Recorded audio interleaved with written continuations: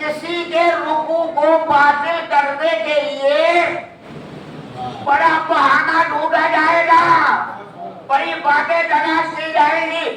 میں اپنے نبی کے رکوع کی حالت میں قبلہ بدل کے بدلوانا چاہتا ہوں تاکہ پہلے نبی کی نماز دیکھ لو، اس کے بعد کسی کی نماز پر اعتراض کرنا۔ علی نے حالت رکوع میں انگوٹھی دی، اب سب کو اعتراض علی کی نماز کا کیا ہوگا؟ اگر رکوع دیا تو اشارہ ہی کیا تھا نا، یہاں تو نبی محمد بدل گئے، اب تم نبی کی نماز پہ بچاؤ۔ اگر صحیح ہے تو حالت رکوع میں حکم خدا آ جائے، اچھا ہوا علی نے تب تک نہیں دیا جب تک وہ مانگنے والا نمازیوں سے مانگ رہا تھا، نہیں دیا۔ جب اس نے کہا خدا تیرے گھر سے خالی ہاتھ واپس جانا، تو جس کا گھر تھا اس نے لاج رکھ لی، اس نے لاج رکھ لی، کا گھر میرا ہے تو میرے گھر سے خالی ہاتھ جائے گا۔ تو کسی نے ہاتھ بڑھا دیا، تو جس کا گھر تھا اس نے ہاتھ بڑھایا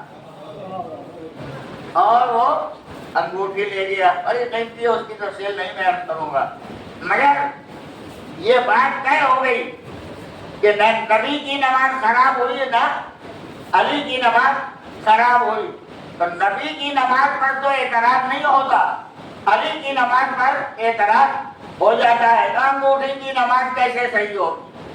تو نبی مڑ گئے تو نبی کی نماز کیسے صحیح ہوگی؟ بس جو بات مجھے اس سلسلے میں کہنا تھی وہ عرض کرتا ہوں اور اسی پر اپنے مسائل۔ جتنے بھی فضائل مولائے کائنات کے بیان کیے جاتے ہیں ان ہر فضیلت میں کہیں نہ کہیں عمل کا پہلو ضرور نکلتا ہے۔ فضیلت صرف سننے کے لیے نہیں ہے، فضیلت عمل کرنے کے لیے۔ آدمی اپنے کردار کو اس فضیلت کے سانچے میں ڈالنے کی کوشش کرے، اور جتنا کوشش کرتا جائے گا اتنا ہی کامیاب ہوتا جائے گا۔ بڑا تذکرہ ہوتا ہے، لوگ کہتے بھی ہیں کہ اتنی فضیلت تھی علی کی تو ان کو چوتھی منزل پر کیوں رکھ دیا؟ تو جاتا ہے چوتھی منزل پر کیوں رکھ دیا؟ ہم نے کہا بہت اچھا، چوتھی منزل ٹھیک ہے۔ کیسے ٹھیک ہے؟ میں نے مثال دیا نا ابھی، الف علی ہے، جس زمانے میں شیٹھے کے قلم سے لکھا جاتا تھا الف، تب اوپر ذرا چوڑا، نیچے باریک، نوک پلٹ تب دیکھی جاتی تھی۔ اس زمانے میں جب ڈاٹ پہ ہے کھینچو، یہی الف بھی ہے اور یہی ایک بھی ہے، ٹھیک ہے نہیں؟ ایک، اس ایک کے دو حصے ہیں، ایک دائنا حصہ ہے، ایک بایاں حصہ۔ ایک کے بائیں ایک زیرو لگاؤ، بڑا کچھ، دوسرا زیرو لگاؤ بڑا، تیسرا زیرو لگاؤ بڑا، نہیں بڑا۔ اچھا یہی ایک زیرو دائنے لگا دو، اب وہ ایک ہے کہ 10، دوسرا زیرو لگاؤ 100، تیسرا زیرو لگاؤ 1000۔ جتنے زیرو بڑھاؤ گے زیرو زیرو رہے گا، زیرو زیرو رہے گا۔ ادھر سے پڑھو، پہلا زیرو، دوسرا زیرو، تیسرا زیرو، جتنے ہیں سب زیرو رہیں گے۔ پڑھا کون؟ ایک پڑھا۔ ابے یہ سب کے سب زیرو جتنے چاہو پہلے لگا دو، بڑھے گا زیرو کبھی نہیں، زیرو نہیں بڑھتا، بڑھے گا تو ایک۔ اور یہ تو بڑی اچھی بات کہی ہے، جس میں صلاحیت بڑھنے کی ہوتی ہے وہی بڑھتا ہے، جس میں صلاحیت بڑھنے کی نہ ہو وہ کبھی نہیں بڑھتا۔ زیرو ہمیشہ زیرو رہتا ہے، ہیرو کبھی نہیں بنتا، اس لیے کہ اس میں صلاحیت ہی نہیں ہے بڑھنے، آگے بڑھنے کی اس کے اندر صلاحیت نہیں پائی جاتی ہے۔ بس عزیز و گفتگو میں نے ختم کر دی ہے۔ آخری الفاظ اس سلسلے کے میں نے مولا کے فضائل اتنے بیان ہوئے، اور یہ سب بڑی غم و غم سے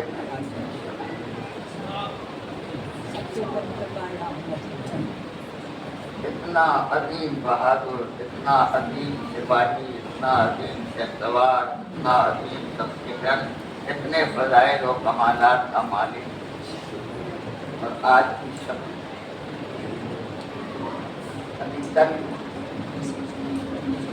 کا دن گزرا ہے، اس کے پہلے کی شب میں مولا کائنات پر ابن مسلم کی شہر میں گزری ہوئی تلوار سرے افضل،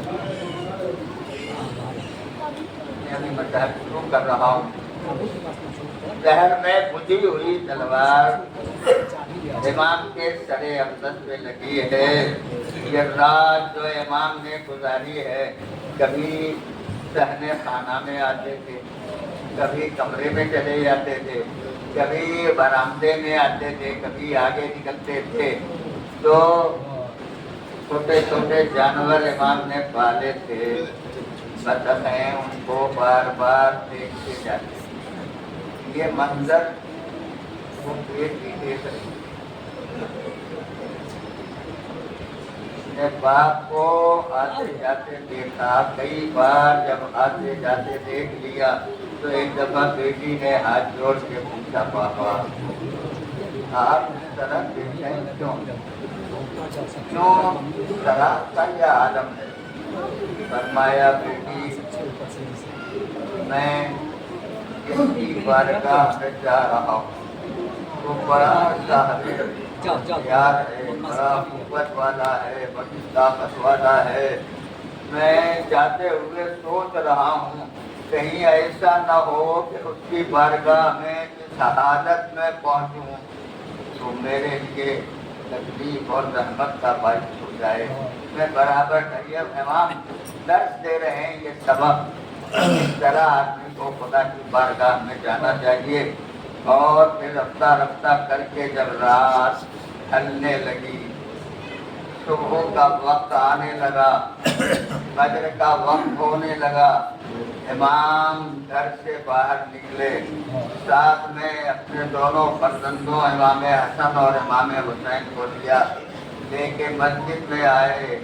مسجد میں وہ شقی سو رہا تھا جو اپنی زہر میں بجھی ہوئی تلوار امام کے سر عزت پہ لگانے والا تھا۔ امام نے ایک آواز دی، اٹھو وقت نماز آ گیا، اٹھو اللہ کی عبادت کا وقت آ گیا۔ ظالم سن تو رہا ہے مگر کروٹ بھی نہیں بدلتا ہے۔ امام منارے اذان پہ گئے اور جا کے ایک دفعہ اللہ اکبر کی آواز بلند کی، لوگ آئے مسجد کی طرف بڑھے تاکہ خدا کی بارگاہ میں سجدہ ریز ہو جائیں۔ امام نے وقت آیا اور وقت آ کے ایک دفعہ مصلی پر تشریف لائے۔ اب یہاں سے مسائل کی جو کیفیت ہے وہ آپ محسوس کر لیں۔ مصلی پر آئے، خدا یاد آیا، رسول یاد آئے، سارے انبیاء اور مرسلین یاد آئے، اور ایک دفعہ خدا کی بارگاہ میں اللہ اکبر کر کے نماز شروع۔ اب وہ شقی بھی اٹھا، وہ بدبخت بھی اٹھا جس نے طے کیا تھا کہ علی کو حالت نماز کے علاوہ کسی اور حالت میں کبھی دیر نہیں کر سکیں گے، کبھی تلوار ان کے سر افضل پر نہ لگا سکیں گے۔ وہ ایک دفعہ امام پہلی رکعت کھڑے ہو کے شروع کیا، سجدے میں گئے، سجدے کا پہلا سجدہ امام نے ابھی پہلا سجدہ امام نے ادا کرنے کے لیے سارے سجدہ معمول میں رکھا تھا کہ ایک دفعہ ظالم نے زہر میں بجھی ہوئی تلوار پوری طاقت سے سر افضل پہ لگائی، تلوار کا سر پہ لگنا تھا 2 حصوں میں سر تقسیم ہو گیا، اور جب سر تقسیم ہو گیا 2 حصوں میں تو امام خون بہتا جا رہا ہے، چہرہ بھی خون سے تر ہے، داڑھی بھی خون سے رنگین ہے، بار بار امام مسجد کی خاک اٹھاتے ہیں، اپنے زخم پر ڈھانکتے رہتے ہیں، مگر خون رکتا نہیں ہے۔ بچوں نے یہ منظر دیکھا، اس آواز دی علی نے میرے لال حسن میں تو اب نماز کو مکمل نہیں کر پاؤں گا، میں فرادہ پڑھے لیتا ہوں، آؤ تم نماز تمام کر دو۔ امام حسن نے نماز کو مکمل کیا، جب بچے نماز تمام کر چکے بس ایک دفعہ آگے بڑھے، آواز دی بابا، بول کے آواز نہیں ہے، پھر آواز دی بابا۔ میں جب یاد کرتا ہوں قسم خدا کی خون کے آنسو رونے لگتا ہوں، اس لیے کہ 3 بار امام حسین نے شہزادی زہرا کو بلایا تھا، اور جب بلایا تھا تو بندے کا کفن ٹوٹ گیا تھا۔ امام سینے مادر سے لگ گئے تھے اور ادھر بلا رہے بابا بابا بابا، اس بیٹے سے پوچھو جس کا باپ زخمی حالت میں پڑا ہو،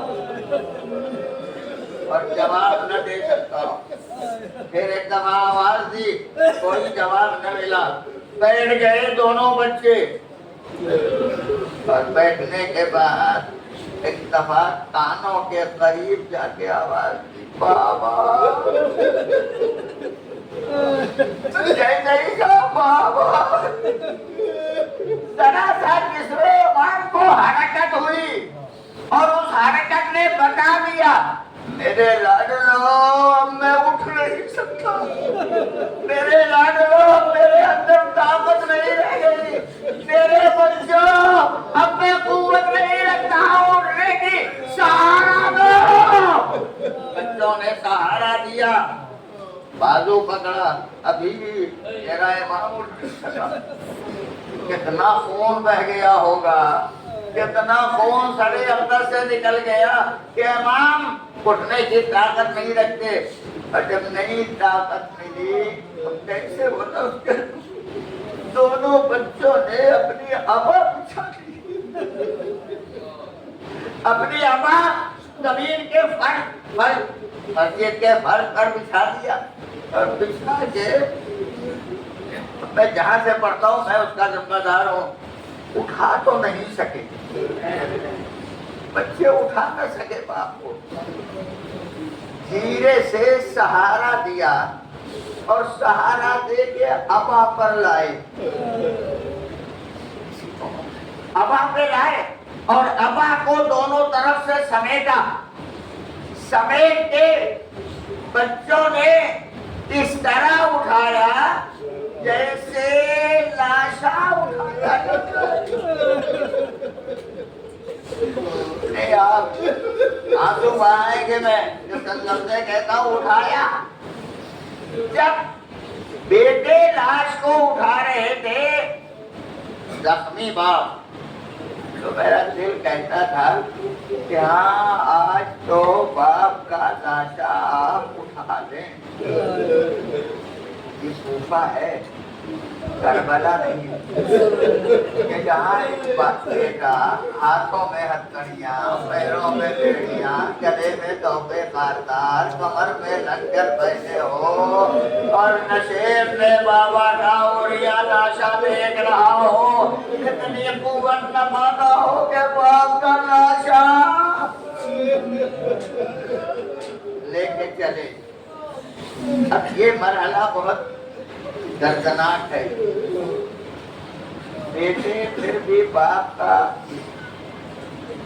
جسد اقدس اٹھا کے لا رہے ہیں، لیکن بیٹیاں کیسے دیکھ سکے؟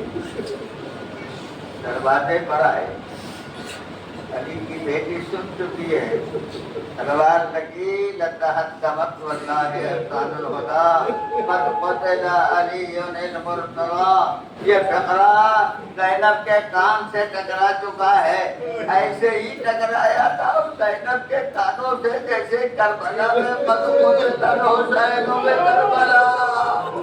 یہ فقرہ جیسے ہی زینب نے سنا تھا، عالم اقتدار میں دروازے پر کھڑی ہے، اب میرا بابا آتا ہوگا، اب میرا بابا آتا ہوگا۔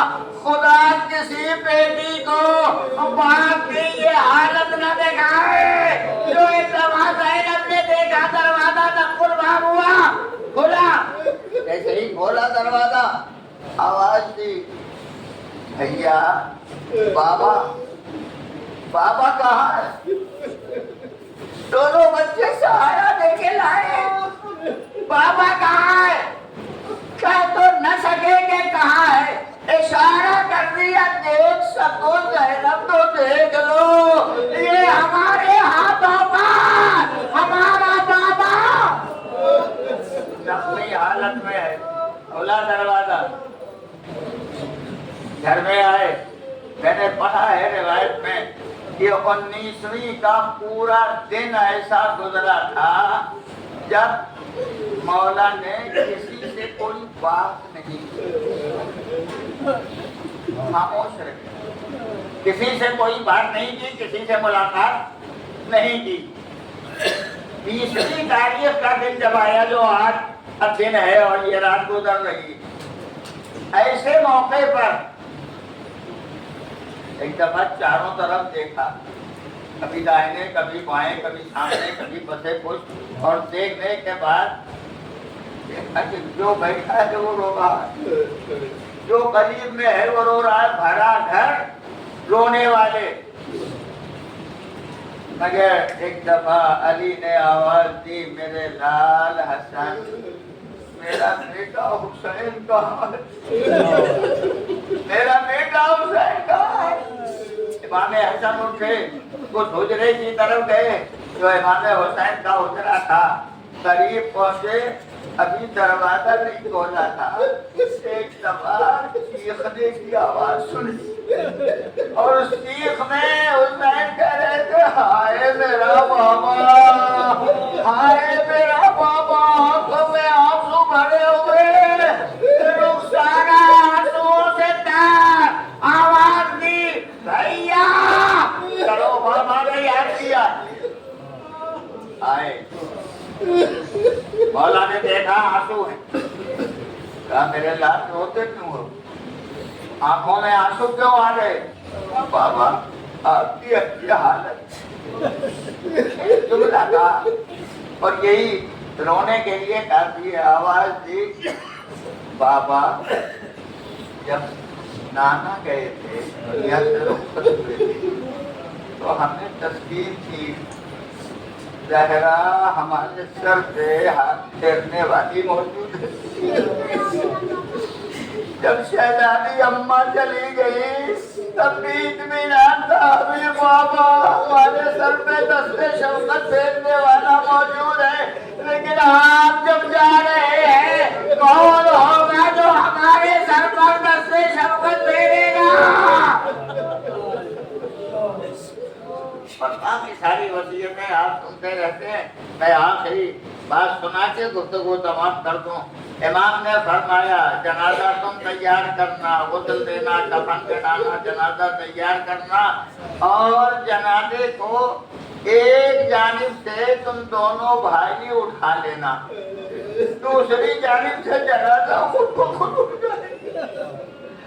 آئے تو کوفے کی جگہ، کوفے کا مقام، امام نے غسل و کفن کے بعد جنازہ اٹھایا، لے کے کوفے سے نجف تک سہارا ملائکہ کا تھا، لے کے آئے، جنازہ دفن کیا، سے وصیت، اور جب پلٹنے لگے، بس آخری پلٹنے لگے تو ایک جگہ دونوں بھائیوں نے دیکھا کہ کوئی ایک ضعیف زمین پر بیٹھا ہوا، سر نوڑائے ہوئے، فریاد کر رہا ہے میرے فریاد راس 3 دن ہو گئے تو میرے فریاد کو نہیں پہنچا اب کوئی کھانا بھی پہنچانے والا نہیں ہے اب کوئی غذا بھی دینے والا نہیں ہے اب کوئی پانی بھی پہنچانے والا نہیں ہے آواز دونوں بھائیوں نے سنی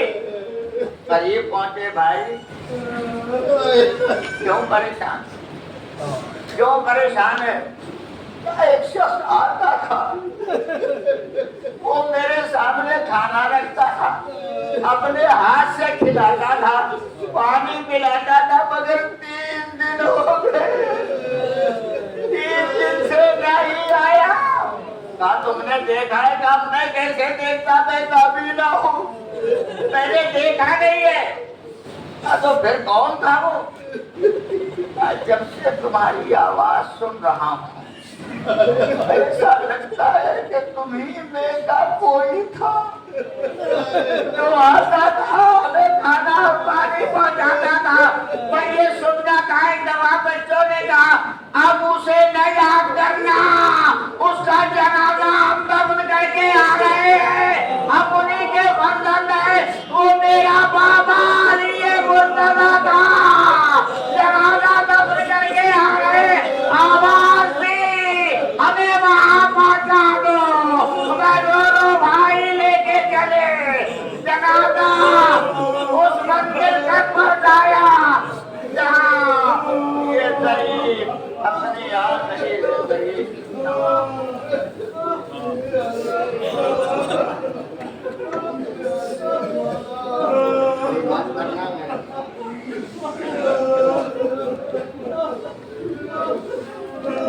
کیا کر لو